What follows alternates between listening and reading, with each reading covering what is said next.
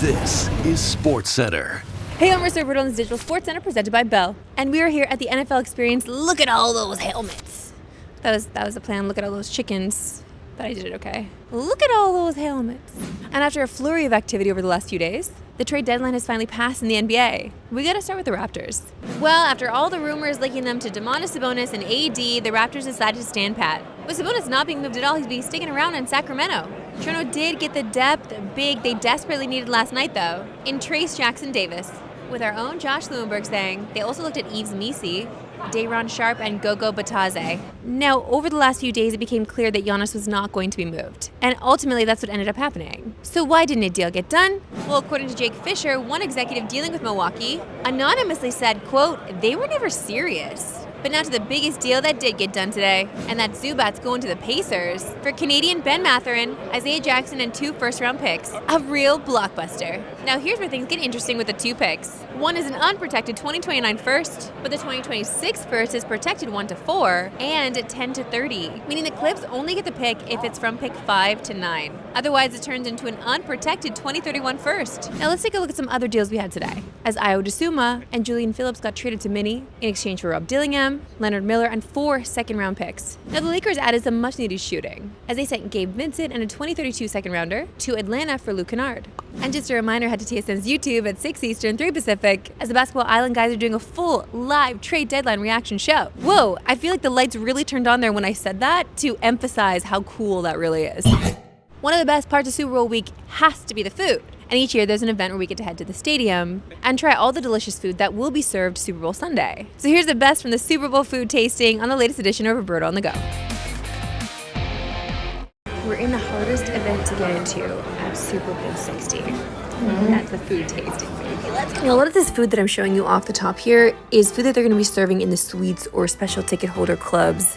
All of it was good, but let's get to the real stuff that we'll be getting at the concession. These are the Dungeness Crab Pachos. Crab and potato chips, elite combo. And you can't go to a game without a dog. This is the super hot Chinatown with dog, a Golden Gate fortune cookie on the side. And no chance they were going to forget about the nachos. Topped with beef brisket and chorizo. These were honestly a little too spicy for me, and I like the spice. And every Super Bowl should have a showstopper. This is the colossal braised bone-in beef shank. I can't wait to see how many people actually take this to their seat at the Super Bowl. Specialty drinks will also be on the menu, paying homage to San Francisco and halftime performer Bad Buddy.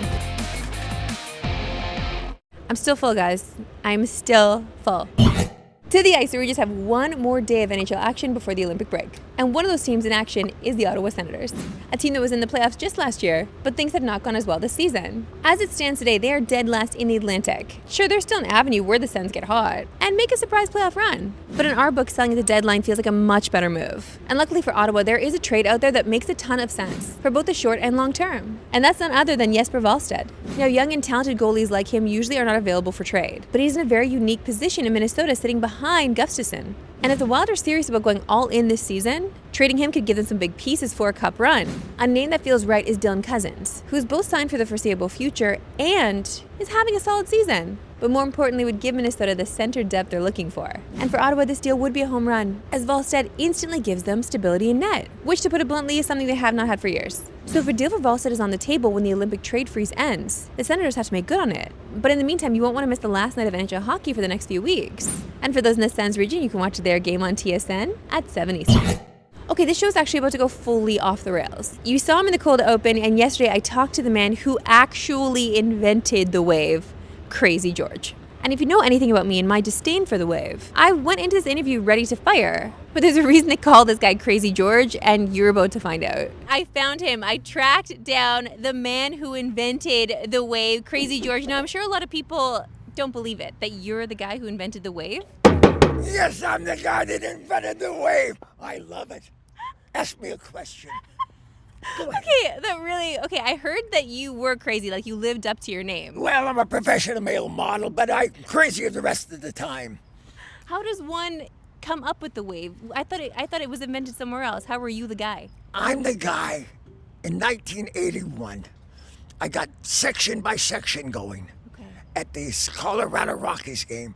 I brought it to the Oakland A's game. Now, think about this, people. This is 1981. Nobody's ever seen it. I went to Oakland, and I started it there, and it's gone around the world. I love it. Okay, because some people say it's a Mexican wave. Some people say the soccer stadium started it. I didn't realize it was started in baseball. Yes, and I have video of it October 15th, 1981. And so I have documentation. Nobody ever did a wave before that. Okay, now I need to tell you something. Go ahead. Okay, well, people know me as someone who does not enjoy the wave. I don't like when people do it. I feel like it ruins the vibe of a game only because I feel like it's a curse on the home team. Are you here to prove me wrong? Oh, yeah, I can tell you. The wave does things that no other cheer does, and what it does, once you do a wave, think about this. It adds energy to the game. It gets the fans involved in the game. And then the next cheer's louder. The next cheer's louder. It adds that energy and it gets the fans involved. And that's what fans want to do. Be involved with their team. Okay, sure, Krazy Yes. George, I buy it, but the problem is I feel like it takes fans out of the game sometimes. We're locked in, then the wave's coming around, so I get worried about when the wave is coming instead of watching the game. Well, it might, but every time I start the wave, the fans get so crazy, they get so involved. It gets the fans excited. It gets the players excited. Okay, then how do you feel about when you see it happening at hockey games? That doesn't belong in hockey. Oh, I tell you, that's where I really started it. Before I did it the Oakland A's game, I did it in hockey in Colorado, the Colorado Rockies. They were great. They only drew like 6,000 people, but they're an NHL team. They cheated a lot, and even cheating, they couldn't win. Okay, so you brought the good vibes for the wave, so you took the cheating vibes away? Well, you know, I have to do things like that because most teams that hire me are desperate. Oh. Now, I heard you had a side gig as a male model. Can you tell us about that? Oh, I love my professional male model career. I've been trying it for 60 years out of my 80 years, and guess what?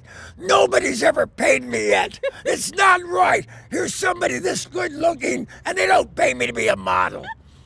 What's your message out there for people like me who really don't want the wave to continue? Like, we want to put a stop to the wave. Well, I want to tell you, there's so much fan enthusiasm, and fans, when they get excited, come back to the game. When they come back to the game, they pay for tickets. It helps ticket sales. It helps the team. It's the greatest thing on earth.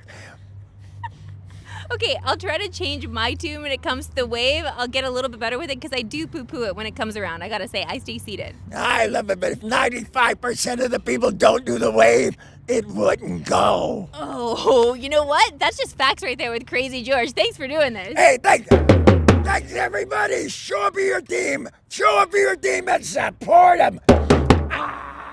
My ear's still ringing. And just a reminder, you can watch Super Bowl 60 Sunday on TSN and CTV with pregame getting started nice and early at 2 Eastern. That's it for me today. We'll see you back here tomorrow, 5 Eastern, 2 Pacific. Have a good one.